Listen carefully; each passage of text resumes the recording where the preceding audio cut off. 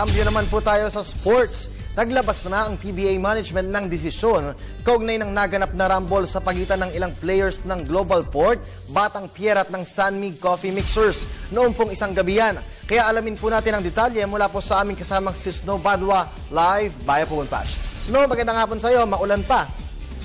Yes, magandang hapon sa iyo, Kirby. Isang maulan ang kapaligiran dito po sa PBA office sa Libis, Subali. Ngunit po ang desisyon ni PBA Commissioner Tito Salud patungkol nga po doon sa mga na-involve sa basketball sa pagitan po ng San Mig Coffee Mixers at Global Port Batang Pier noong isang gabi sa Cuneta Astrodome. At ayon nga kay Commissioner Tito Salud, matapos ang kanyang careful evaluation ng mga videos at ng replay nung nasabing insidente, as well as yung kanyang pakikipagpanayam dun sa mga taong involved, kanya na pong ibinaba ang kanyang desisyon. At kanina po lamang ay pinatawan ng 2 larong suspensyon ni Commissioner Salud, sina Kelly Nabong ng Global Port Batang Pier at Mark Pingris ng San Mig Coffee Mixers. Ito'y may kaugnayan dun po sa kanilang naging suntukan, yun pong paglipad ng kanila pong mga kamao sa kasagsagan po ng third quarter ng nasabing laban. At bukod po doon, ay sinampal rin ng 60,000 fine ni Commissioner Tito Salud. Ito pong sina Pingris at Sinabong. Samantala, ito naman pong si San Mig Coffee Mixers forward Joe Davans ay pinatawan din po ng 1 larong suspensyon at 30,000 peso fine.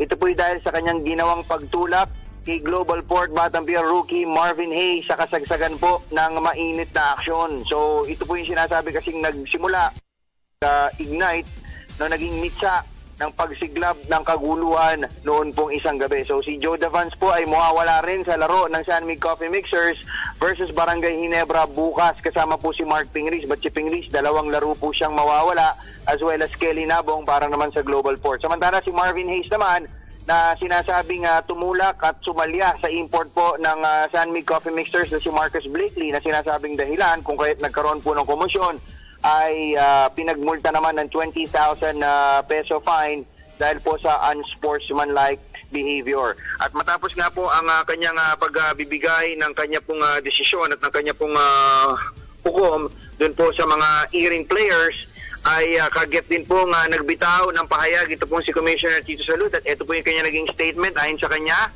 it should be clear to everyone that instigators, hotheads, and troublemakers have no place in the PBA and it will be dealt with severely.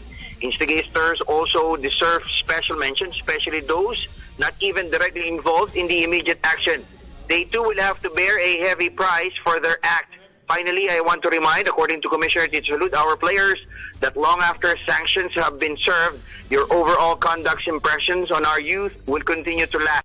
Be more circumspect in the future, according to Tito Salud. At our players' responsibility of role modeling, particularly to our youth, is sacrosanct in the PBA. So, sa ngayon, mga kaibigan, ay back to normal na at back to business na ulit. Ito po nga PBA matapos nga po na tumigil dahil nga dun sa naganap na near bench clearing brawl dyan po sa Cuneta Astrodome. Yan lamang muna, Kirby. Balik muna sa'yo. Alright, maraming salamat sa iyo, Snow Badwa.